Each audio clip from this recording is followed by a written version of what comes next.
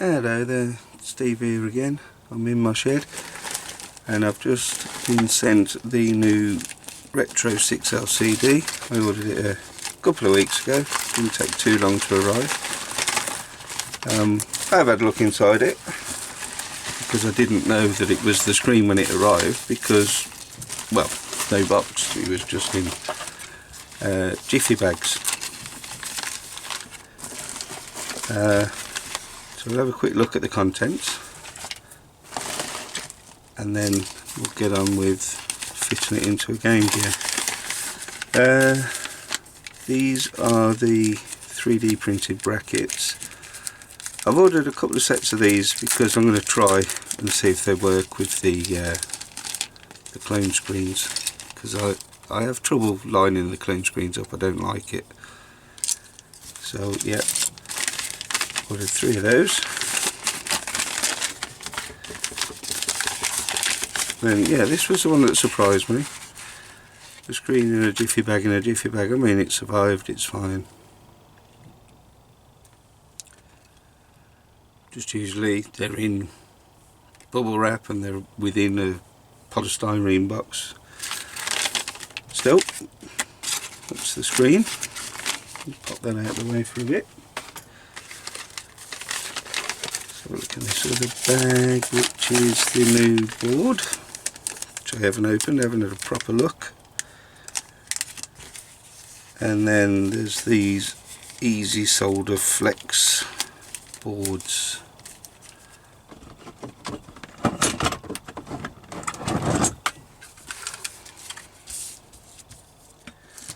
Do my best not to chop into them. There we go. They look fun, don't they?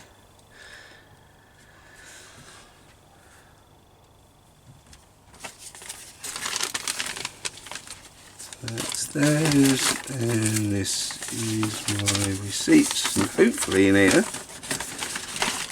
some instructions. No, there's no instructions.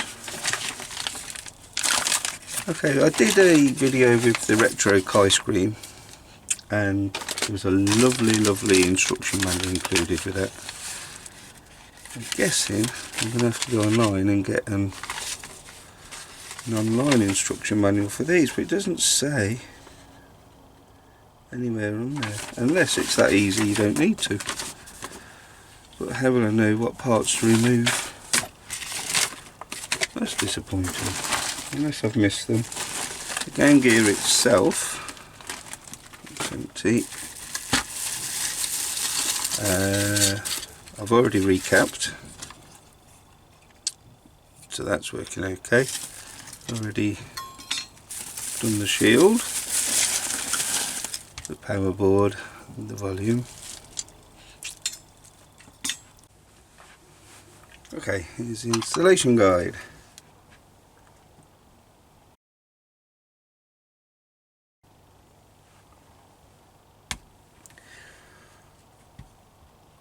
So let's pop these out of the way for now.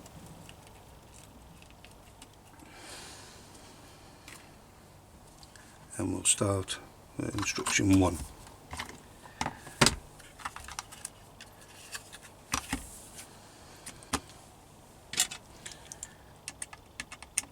Which is the standard, remove the tubes.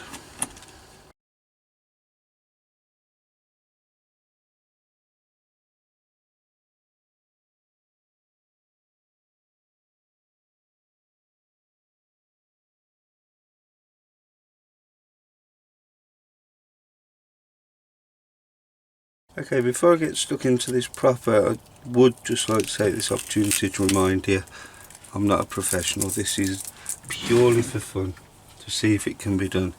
Is this easier than the Retro Kai? Is it easier than the McGwill? Do we get the same quality at the end of it? It's not a tutorial. You don't rely on me to show you the best way to fix it. I don't know. I'm not trained. I do this as a hobby. I do it for fun and for a little bit of education to myself.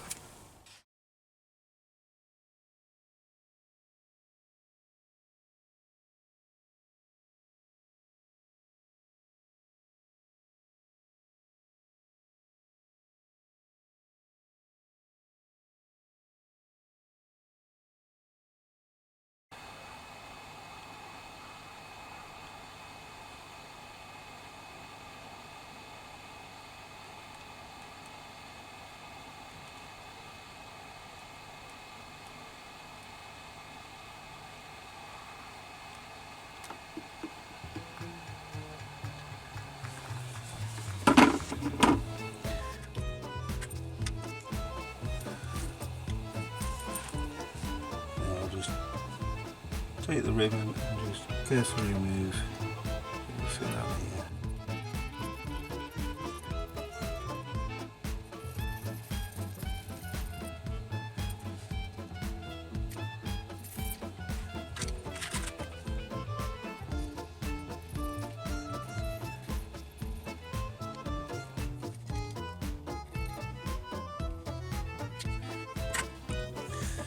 So on a regular install now, you would add new solder onto here.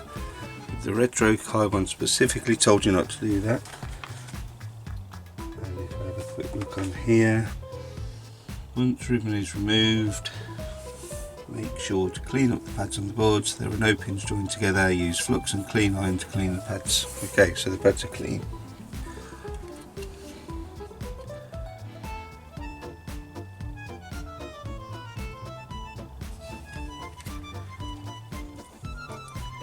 Next, remove the coil. Removing the coil, the backlight tube, the two fuses, the two resistors. So let's start with tube.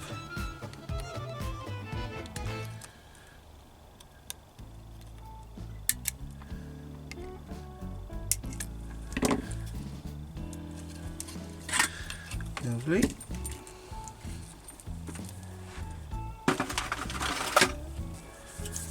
Sucker.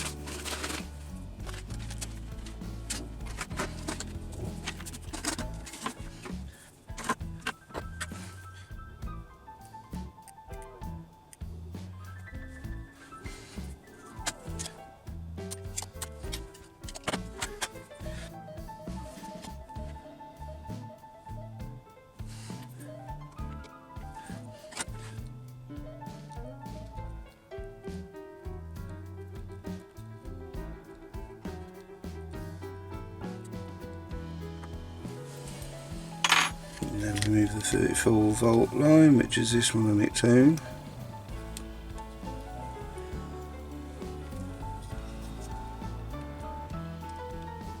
Put it right flush there.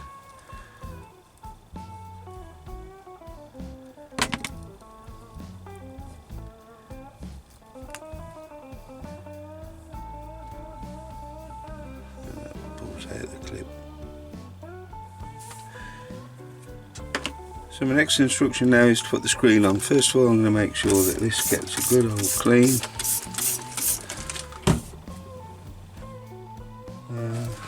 Toothbrush down.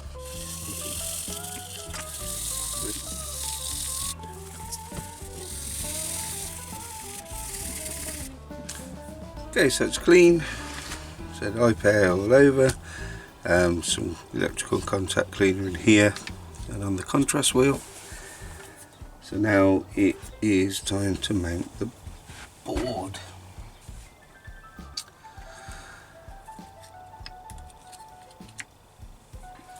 So my experience of the Retro Kai board was awful at this point because I could not get the screws in. So these ones I'm going to make sure that I can before I even start. So there's the hole.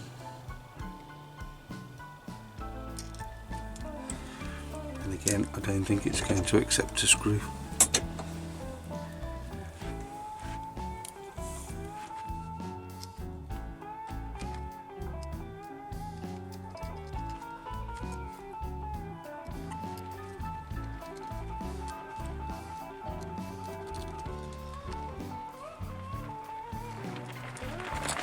There's the rain. Okay, so I've got some threads in there. Oh, that's not rain, that's hail.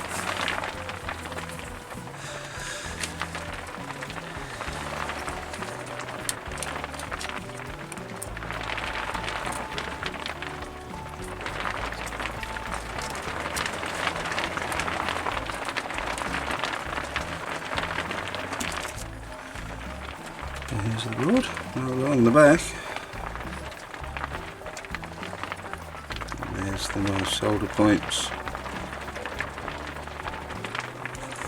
And we've already been pre-tinned up on these. So we can solder straight to it, a bit of flux straight on.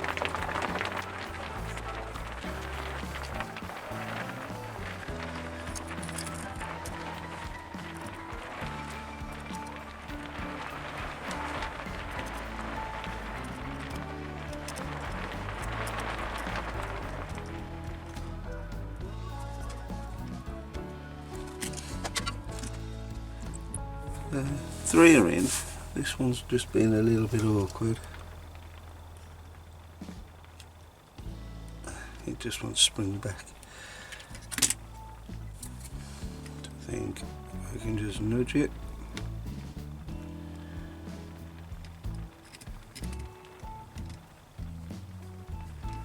Okay, that's in. And now slide the screen in.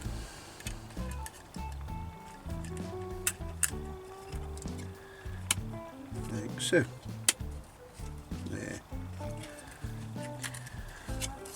Okay, I haven't over tightened them, I've just gone till they stop. They will go a little bit more,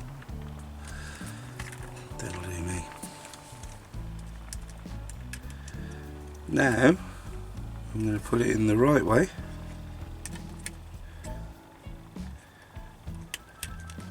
There we go.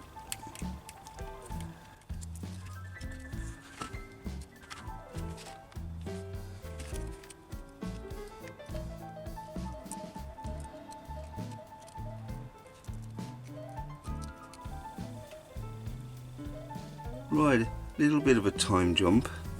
It's now Monday. Obviously yesterday was Sunday and I was called for my dinner, and then after dinner I wasn't going to move for anything. So I'm now on to the part where we solder on this flex cable. I've been having a little look. I haven't looked too much so far, but this marries up to these points on the board here, except for the bottom one. So if I line them up, that one goes to ground. There's nothing actually on the board for this. Okay, I've checked connectivity and it runs up to here, which is R31, and it will just solder onto there. It's actually for the Sega Master System compatibility. So whereas normally with the other screens you have a wire coming from here, whoops, we have a wire coming from here, the SMS, and you run it down and through the board onto this side, and you connect to this pin here. This one is going to the resistor. I have checked connectivity from R31 to pin 42 and it is there. The strange thing is, because there's no pad there, I've got to solder a wire from here to here. So when the other flex piece is on, which is, I haven't done this one yet, something like this, I'll then have to solder a wire from over here to here. Or I could just go the old fashioned way and go from here onto pin 42. We'll have a look and see what to do when we get round to that bit. Okay, so the instructions as far as they go, it says here the two wires on the back should connect to pin 9 and 20. They're not wires. Bringing the board back in, it's these here, so this will flex around. So that'll be on, this will flex around and then solder on like that somehow.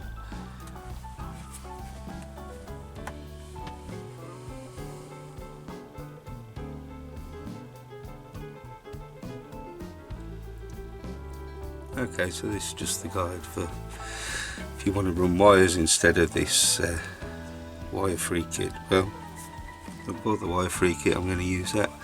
I want to see how easy it is. Let's get going. The timer will go off in a minute and I'll have to disappear to do my my home coronavirus test. Sitting down at the moment, just brewing. Right, we'll have a little go before my timer goes off. I'm just adding some general heat to the board. Not a lot. Just take the chill off.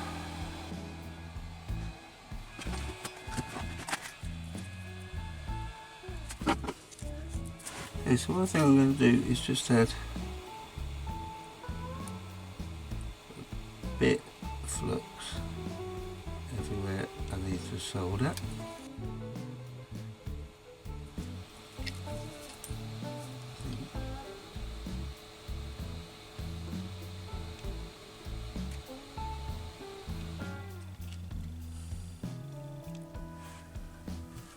That went quite well.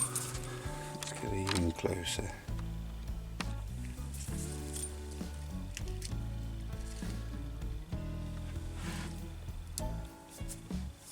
And this one.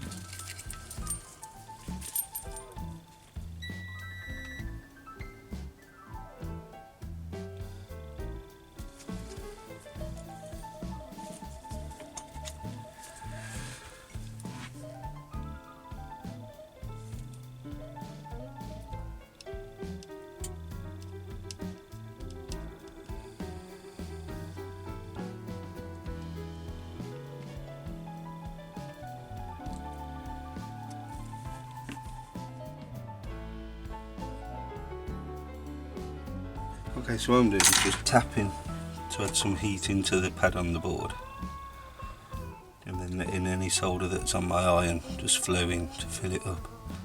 Now I'll go back to this one. Now that that's definitely in place and can't move, I'll go back to the first and add a little bit.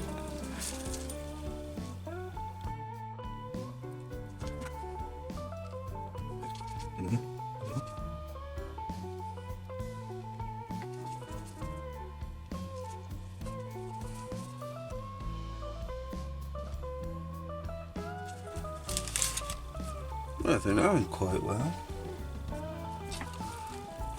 It all remains as easy as that.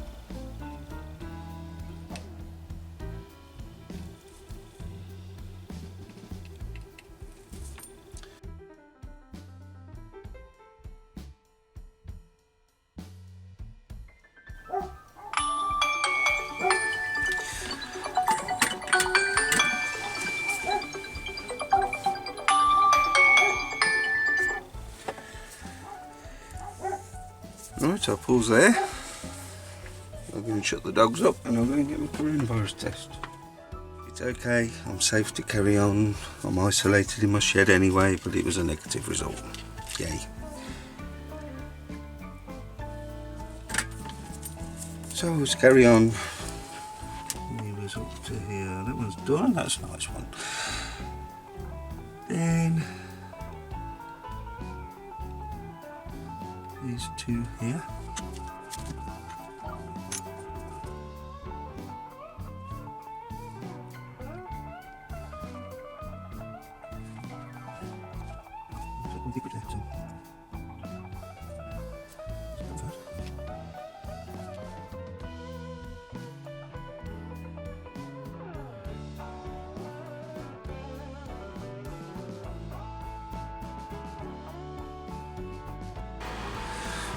Yeah, they're all good.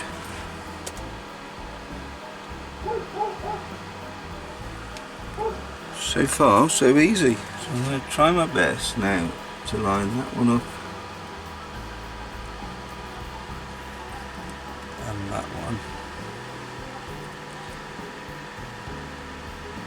And the more accurate I am with them, the better chance I stand of everything else just falling into place, right? So, little splooge,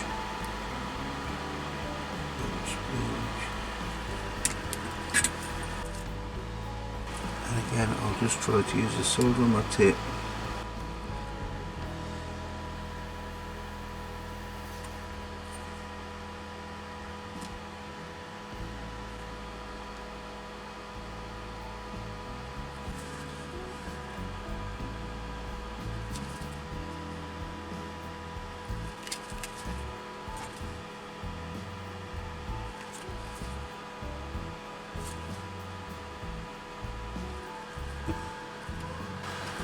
So I just did that one off camera. I'll do what I did here. It was just a case of adding the solder I need on there.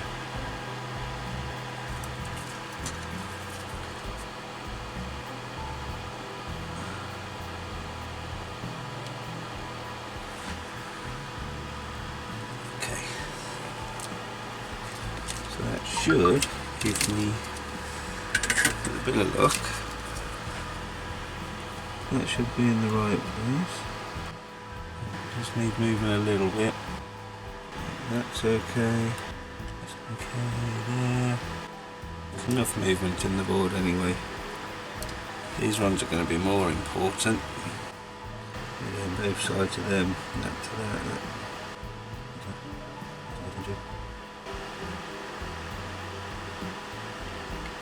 You only need one connection, I'm sure, but we'll do both. These are the alternate resistors that I tend to use a lot anyway. These are for the D connections on the boards. So on the clones, they tend to be in this position. They're on here, and they're usually like D0, D1, D2, D3. You have the C out and the DW as well. They're not marked on there at all. I guess they're underneath. Okay, these are lined up well, so I'm happy with them. I'm going to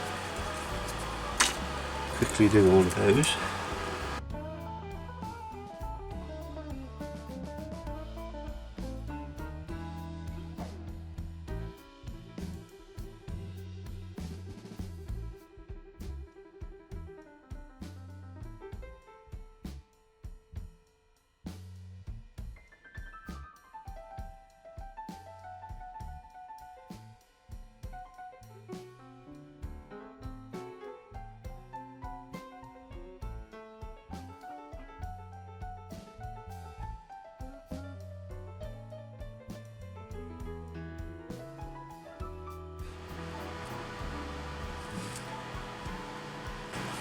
That's a non-critical one, that's just keeping it in place. That's the same as this one here. Oh yeah, it's on T10.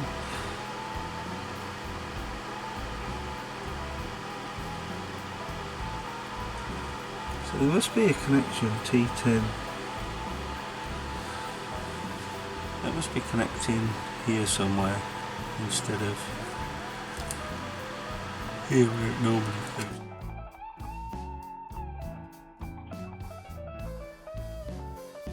That was nice that I just did off camera.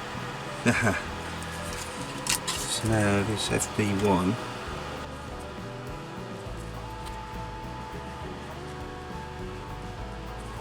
So it's this one,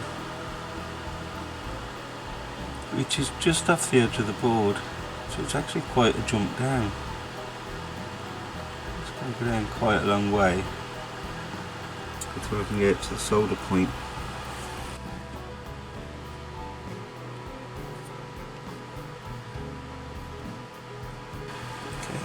It.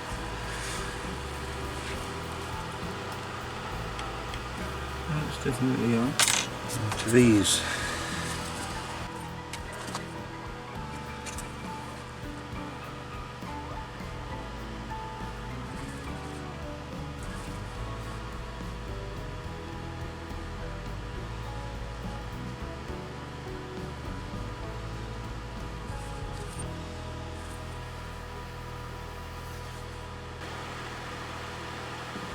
Yeah.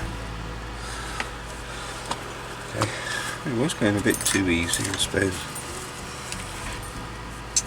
just thinking to myself, I should probably use a finer tip for this. That come out beautiful. I've got my bridge here,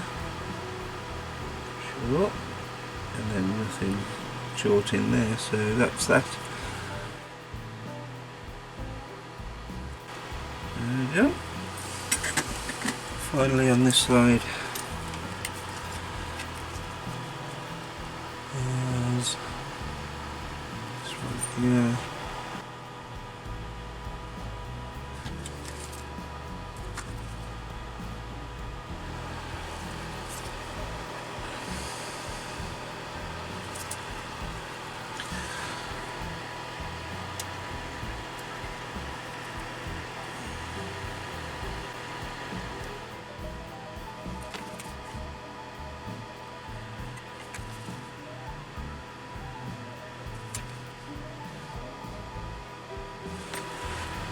Right, so I've had a quick check and it is safe to solder this piece, this end, to there.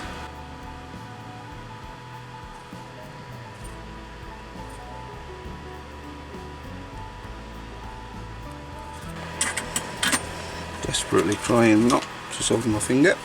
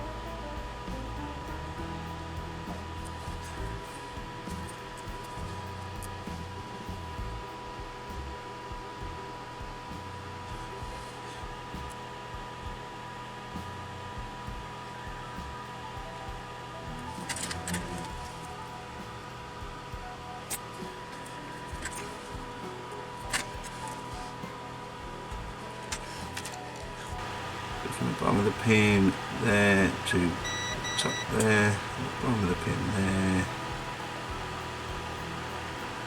fresh solder there. Okay, I'm happy. I've cleaned this side off now.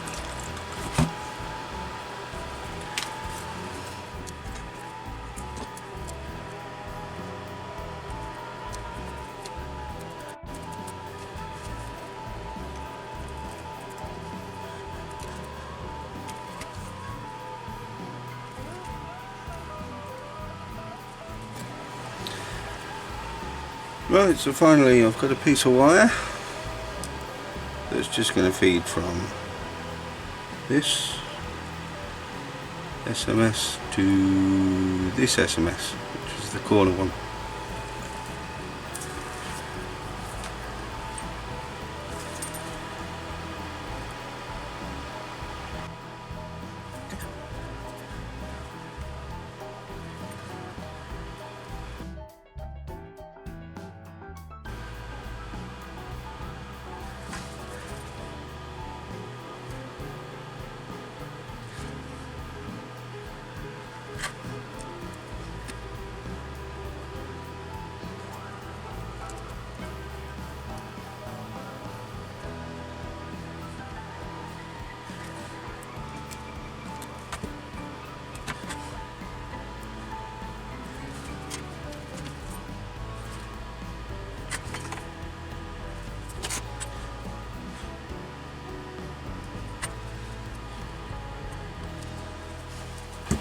So I think once I've cleaned up everything, I'll sellotape that.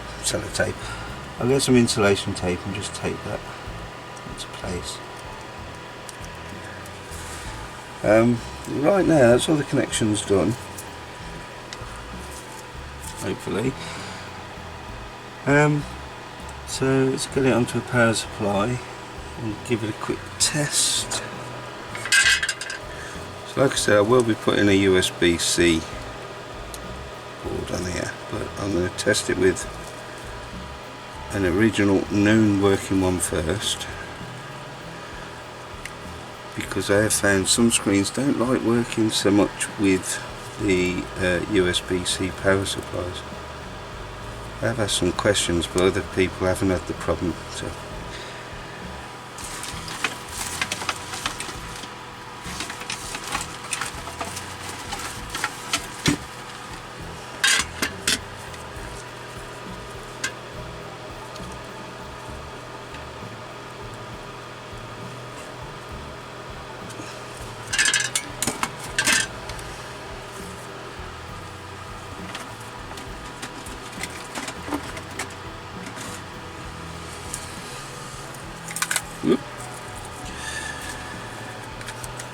so came in.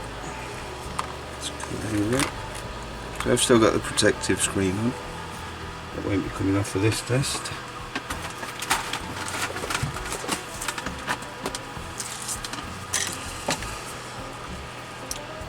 Power supply.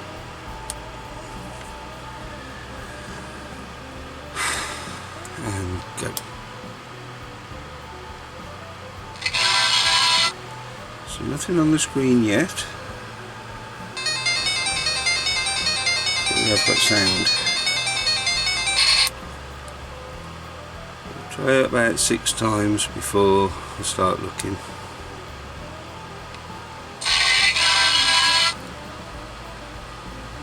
A middle contrast.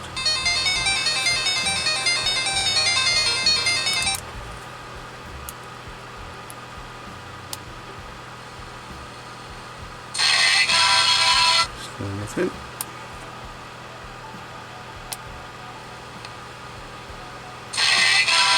Still nothing.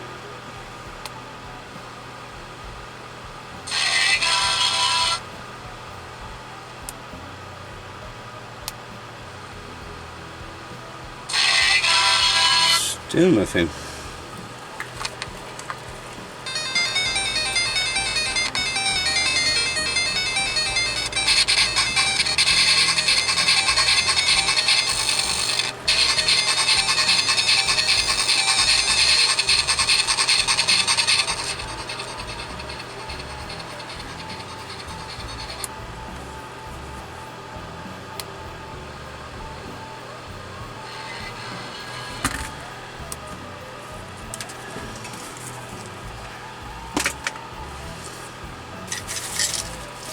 Okay,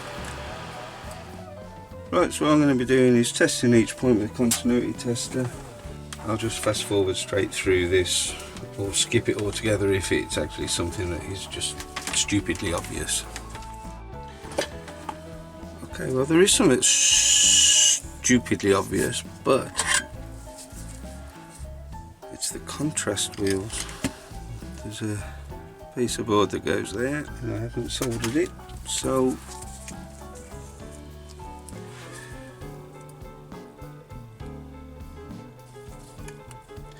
I didn't think it would. Oh, it does. That's awful.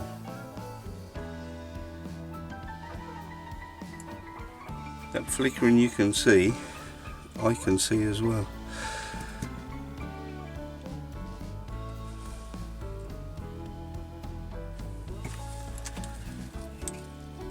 Turn it off and on a few times, it may get better. Don't know how.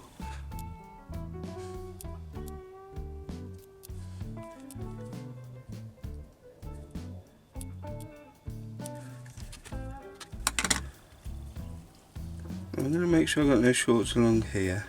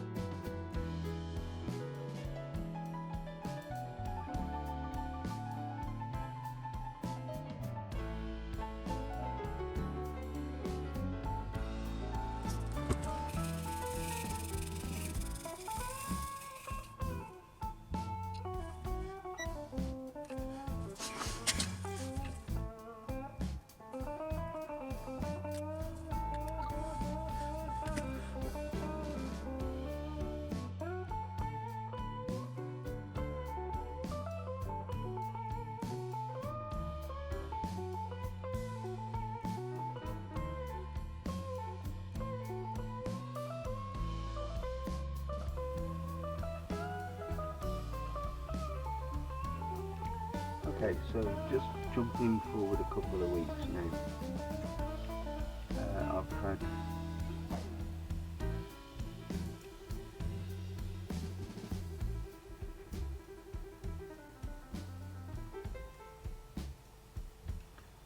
posted the problem on a Discord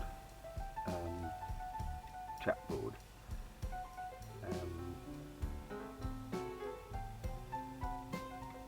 And I had the usual comments where you've got a bridge here, there's something there, but nothing really constructive. Say, right, yes, we've seen this rolling shadow problem. So I decided to fit it onto another board.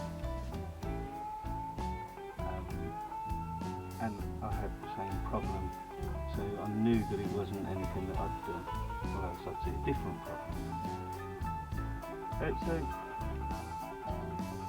I had went to take some more photos and noticed that there was a component here which was broken. Looked at the past photos and saw that it was cracked very early on. So it's this inductor here. This is a second one that I've taken from another RetroSix product. I've taken it from the USB power supply. I'm just going to fit it on and see if that solves the problem.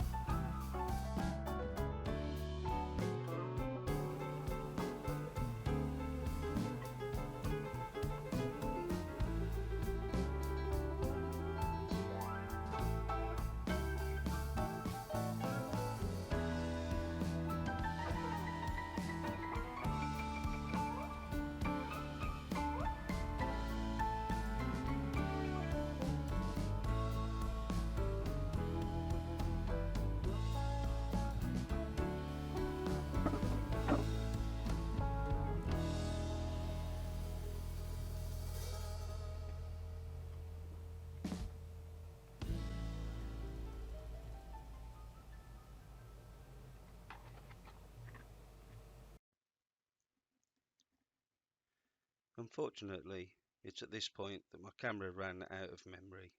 It doesn't warn me or indicate that it's full, it just stops and I carry on working. But at least you can see that the screen is now working perfectly.